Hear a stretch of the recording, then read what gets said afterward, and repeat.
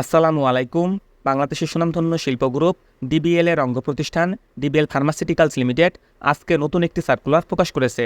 এই সার্কুলারটিতে বাংলাদেশের ৬৪ জেলা থেকে আগ্রহী প্রার্থীরা আবেদন করতে পারবেন।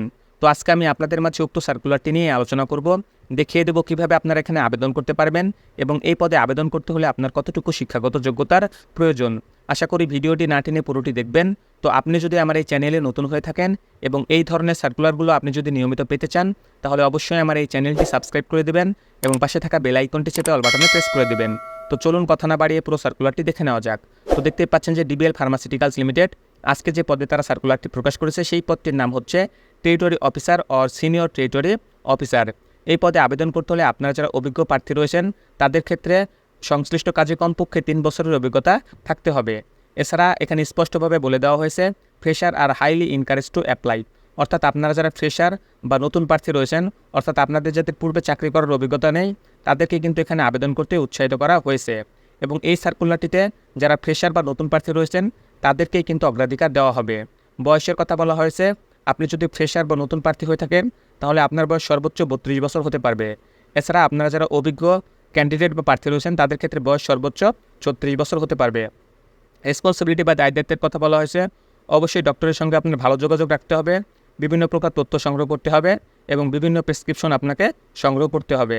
প্রেসক্রিপশন অনুযায়ী আপনাকে বাজার তৈরি করতে হবে, নিয়মিত বিভিন্ন ওষুধের দোকান বা শপে আপনাকে ভ্রমণ করতে হবে, বিভিন্ন প্রকার অর্ডার সংগ্রহ করতে হবে এবং কোম্পানির পক্ষ থেকে যে সকল সেলস দেওয়া হবে সেগুলো আপনাকে অর্জন করতে হবে, অর্থাৎ সেলস টার্গেট আপনাকে অর্জন করতে হবে। তো এই পদগুলোতে আবেদন করতে হলে আপনার যে শিক্ষাগত যোগ্যতা প্রয়োজন, আপনারা যারা অভিজ্ঞ প্রার্থী রয়েছেন তাদের ক্ষেত্রে যে কোনো বিষয় থেকে স্নাতক ডিগ্রি অর্জন করলে আপনারা এই পদটিতে আবেদন করতে পারবেন। তবে শিক্ষা জীবনে যদি কোনো লেভেলে আপনার সায়েন্স ব্যাকগ্রাউন্ড থেকে থাকে তাহলে অবশ্যই আপনাকে তারা অগ্রাধিকার দিবে। আর যারা নতুন বা ফ্রেশার প্রার্থী রয়েছেন তাদের ক্ষেত্রেও যে কোনো বিষয় থেকে স্নাতক ডিগ্রি অর্জন করলে আপনারা আবেদন করতে পারবেন। তবে এসএসসি লেভেল পর্যন্ত অবশ্যই আপনাকে সায়েন্স ব্যাকগ্রাউন্ডের স্টুডেন্ট হতে হবে। তো এই পদে আপনি যদি নিয়োগপ্রাপ্ত হন তাহলে যারা ফ্রেশার ক্যান্ডিডেট রয়েছেন তাদের ক্ষেত্রে স্টার্টিং স্যালারি হবে 22,000 টাকা এবং যারা অভিজ্ঞ প্রার্থী রয়েছেন তাদের ক্ষেত্রে স্যালারিটি কোম্পানির পক্ষ থেকে আলোচনা সাপেক্ষে নির্ধারণ করা হবে। তো স্যালারির পাশাপাশিও কোম্পানির পক্ষ থেকে আরও যে সকল সুযোগ সুবিধা আপনাকে প্রদান করা হবে সেগুলো হলো আকর্ষণীয় টিএডিএফ আপনাকে প্রদান করা হবে। এছাড়া ফেস্টিভ্যাল বোনাস রয়েছে, মোবাইল বিল অ্যালাউন্স রয়েছে, ট্রেনিং অ্যালাউন্স রয়েছে, গ্রুপ ইন্স্যুরেন্সের সুযোগ সুবিধা রয়েছে, স্মার্টফোন এবং মোটরসাইকেলও কোম্পানির পক্ষ থেকে প্রদান করা হবে, অবশ্যই সেটি কন্ট্রিবিউশন বেসিস। তো এখানে স্পষ্টভাবে বলে দেওয়া আছে, if you feel you are the best suited for the mentioned position, অর্থাৎ আপনি যদি এই পদে নিজেকে একজন যোগ্য প্রার্থী মনে করেন তাহলে অবশ্যই তারা আপনাকে এই সার্কুলারটিতে আমন্ত্রণ জানিয়েছে। এটি একটি সরাসরি সাক্ষাৎকার বা নিয়োগ প্রক্রিয়া। এই সার্কুলারটিতে আপনাকে পূর্বে থেকে আবেদন করতে হবে না। তারা যে সকল তারিখ এবং স্থান দিয়েছে সেই সকল তারিখ এবং স্থানে সকাল 9টা থেকে বিকাল 4টার মধ্যে আপনারা উপস্থিত হবেন। সঙ্গে করে একটি আপডেট সিভি নিয়ে যাবেন, নিয়ে গিয়ে এই সরাসরি সাক্ষাৎকারটিতে আপনারা অংশগ্রহণ করতে পারবেন। তো এখানে বেশ কিছু জেলার নাম দেওয়া রয়েছে এবং ঠিকানা দেওয়া রয়েছে। আমি জেলার নামগুলো বলে দিচ্ছি, আপনারা ঠিকানাটা ভালোভাবে পড়ে নেবেন।